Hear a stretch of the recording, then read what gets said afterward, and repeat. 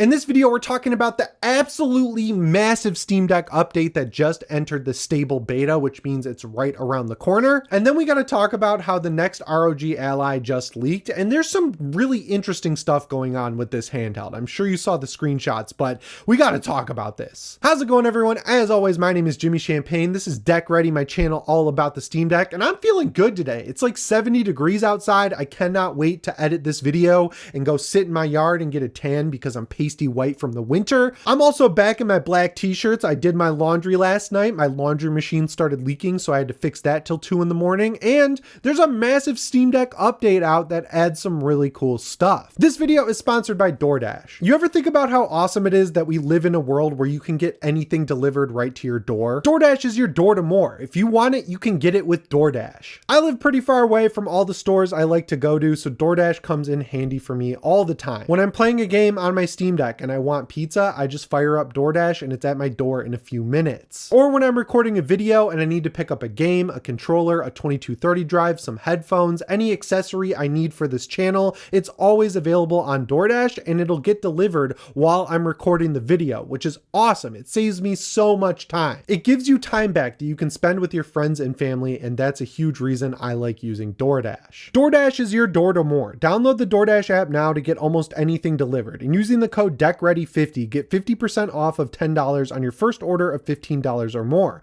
Limited time offer. Once again, huge shout out to DoorDash for sponsoring this video. Let's get back into it. So yeah, let's get into it. SteamOS 3.7.5 is available now in the beta just for final testing before they fully push it out, and this one's coming along with some massive features. So the first big one that I think is worth talking about is really going to be a stab in the heart for all the Bazzite evangelists out there. The one criticism I've seen for a long time on the Bazzite Reddit about SteamOS versus Bazzite, outside of, getting critical updates faster, blah, blah, blah, is that SteamOS uses an older kernel and an older Plasma desktop. With this update, you're getting an updated Linux kernel. It's still a little bit behind Bazzite, but it's close enough where you're getting a lot of the major features that Bazzite fans have been lording over us, saying, look how much better I have it running Bazzite on my PC and my ROG Ally, blah, blah, blah. It's still really good on SteamOS and everything moves a little bit quicker. I recorded some desktop capture on my OBS software that I installed on my Steam Deck, and everything basically lines up exactly with my Bazzite PC. The desktops are functionally identical now. You also get an updated Plasma desktop, which visually is in line with what Bazzite has. So the one thing that's majorly changed, which doesn't seem that big but is cool, is the dock. So it used to be flush with the bottom of the screen, like, a traditional Windows style dock, but now it's got rounded edges and a drop shadow, so it's kind of floating over the actual screen. I noticed this when I installed SteamOS on my AMD PC, and I thought it looked really cool, and then I went over to my Steam Deck and saw it was the old style. Apparently you just needed to be on a later version than 3.7. Anyway, with this new update, you're also getting an updated Mesa driver. I learned what this is over the weekend. I'm going to give a very general explanation, but the Mesa driver system is like what AMD and NVIDIA send their drivers to, then they strip out all the extra garbage like Shadowplay or AMD Adrenalin. It's just the raw driver file. So with that new Mesa update, you get a newer AMD driver for the Steam Deck's chip, which is good because that should provide graphical boosts across the board. I did notice that in Forza Horizon 5, which I've been playing, it runs just a little bit better. I was running it at 30 FPS because at 40, I was getting micro stutters whenever a new tile of the map would load. Those are gone in the new Mesa driver. And as always, there are going to be a couple of games that have issues with this new driver system because AMD drivers break games constantly, but Valve is always very quick to fix them with Proton hotfix updates. But if you set your compatibility mode in Steam to GE27, it should just use GE for every game and then you won't have any issues, which is great. This is also the first version that's publicly available that adds support for other handhelds, so like the Legion Go and the ROG Ally and the Ally X, so this should be a lot easier to actually install on these other handhelds. The Legion Go S is right around the corner, so they're really just nipping and tucking to get it all ready to release. This is good for people who don't have the Steam Deck, but I'm glad that there are a lot of features in addition to that because they've been spending a lot of time working on getting SteamOS ready. So to see features kind of come over to the Steam Deck as well is obviously great from top to bottom. I have seen comments lately from people saying that they love using the Switch Pro controller on their Steam Deck and that lately the gyro controls weren't working correctly because gyro in the Switch controller is great. I am stupid for never using this controller, but I've been playing Donkey Kong Returns HD on my Switch OLED. That controller is amazing. It is so good. So I actually want to connect it to my Bazite PC to use it with that. But now it should work with gyro and everything. I want to get that set up in Forza Horizon 5 because I saw a YouTube video that said you should use gyro on the Steam Deck with Forza Horizon 5, and I can't believe I never thought to do that. They also fixed a ton of issues with waking your Steam Deck up with the controller. It's still specific to certain controllers whether or not it'll work if your Steam Deck is in sleep mode, but if you're using some of the more common controllers out there, updating to this version of SteamOS will allow you to wake up your Steam Deck with the controller, which is excellent. They also added in battery percentage for Bluetooth controllers, which is great. Obviously, that's getting it ready for full release to have on other platforms because you wouldn't need that on the Steam Deck, really. Most people, I'd assume, don't use a controller with the Steam Deck because it doesn't have a kickstand and it has a built-in controller, but when you're expanding to potentially desktop PCs, you're going to want to use a Bluetooth controller, so it's nice to see support for that. There's also a Bluetooth fix for AAC codec for AirPods. I was shocked at how many people are using AirPods on the Steam Deck. I tried it when it came out. The latency was too bad. Apparently, a recent Steam Deck update basically fixed the latency, so a lot of people have been using them.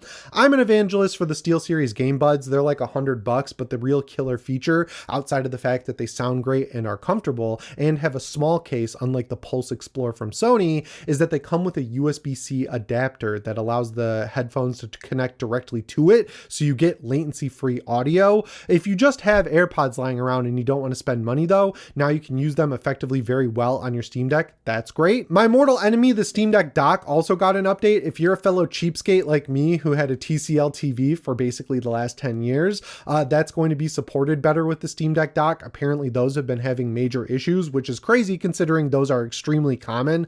All of my friends have TCL TVs. I was fortunate enough to upgrade to an LG C1, and I have not looked at the TCL sitting in my closet over there in a long time. I just know that's a very popular brand, so if you've been having issues with the dock, those should be ironed out. And there are so many other big changes that come along with this version of SteamOS that are just really welcome. I installed it. It's a beta, but every game I've tried, from Grim Dawn to Forza Horizon 5, even Need for Speed Heat, they all work just as well, if not slightly better on this new update. I am just still consistently impressed with how much performance Valve is able to continue to squeeze out of this chip. This is one of the only consoles, I know, putting it in air quotes, I've ever owned that gets better performance over time. Like, it launched with pretty good performance, and now I'd say the performance is great. I know Unreal Engine 5 games are always going to cause issues, but I mean, there's so many other games to play that it's not even that big of a deal. And even Grim Dawn, a game that I played when the Steam Deck came out, it runs so much better now on the Steam Deck. I'm having a ton of fun with it. I kind of went through the gauntlet with ARPGs on the Steam Deck. Everyone loves recommending Last Epoch. I tried it out. That is not even close to a 30 FPS locked experience, even at the lowest settings, especially if you get into the newer content. There's a lot of lighting effects going on. It's a 25 FPS experience when you get into the later stages.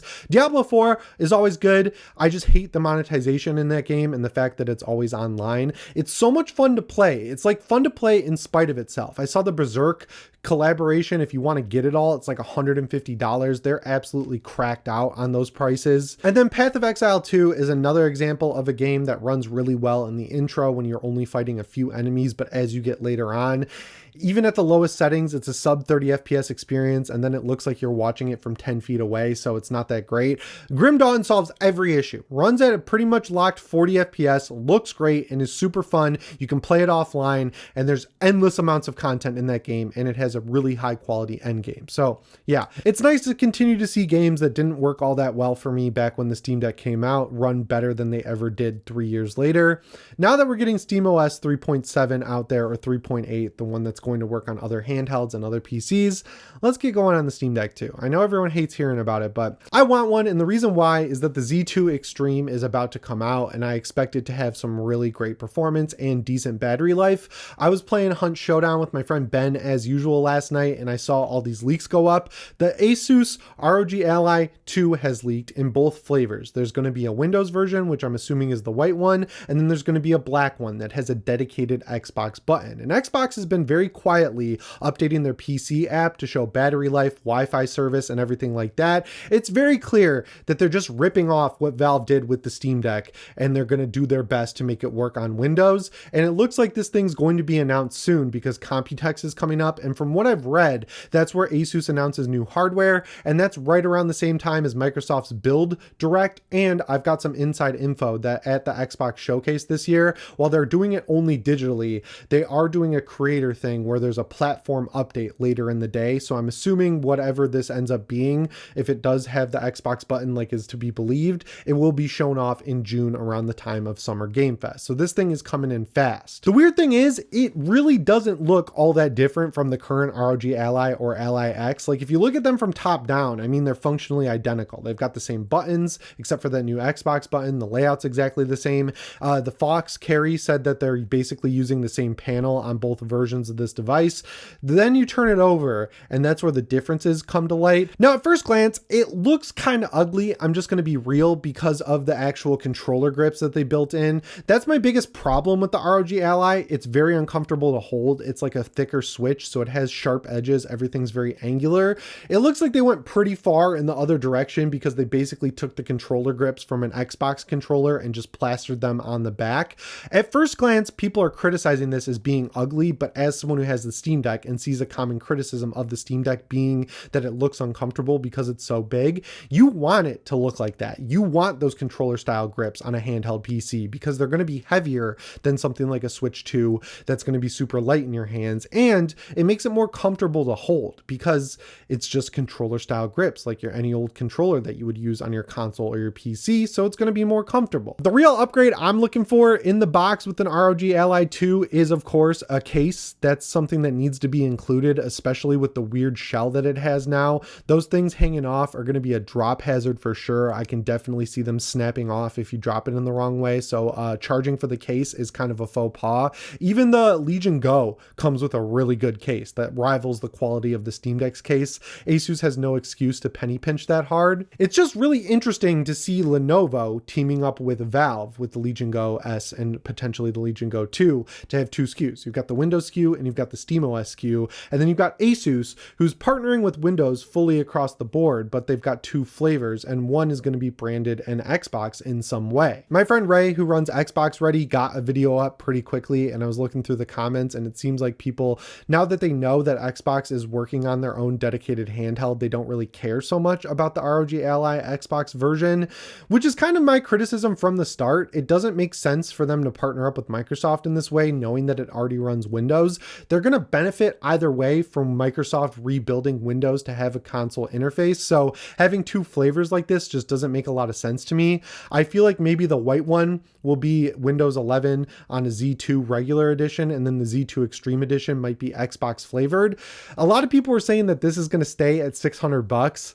No way. Knowing that Asus ships from China, knowing that the Z2 Extreme chip is the thing running this, I think the price is going to continue to climb. I'm fully expecting a $750, $800 version. Maybe the Xbox one will be cheaper, like in exchange for putting the Xbox button on there. Asus gets some of the cost subsidized for this thing, but regardless, knowing that Xbox just raised their prices of their consoles to over $700, I think this thing's going to cost a pretty penny. I think this thing could be cool, but just knowing the reaction to the ROG Ally as a whole and how few of them got bought and how many of those ones that were bought were returned, I think they need to spend more time on these things and stop releasing multiple devices within the span of just a couple of years, kind of how Valve is doing it. But the more powerful devices like this that come out and get mainstream attention and appeal, like partnering directly with Xbox, the more pressure I think there is on Valve to start working on a Steam Deck 2 and get that thing solidified. Hopefully whatever they create is able to run Unreal Engine 5 games at least a locked 30 FPS at around medium settings settings. I don't feel like that's asking too much, but you never know. That engine sucks. It's incredibly hard to run for no reason.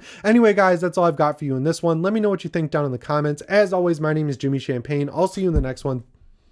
Hit my mic. I'll see you in the next one. Thanks for watching and shape on.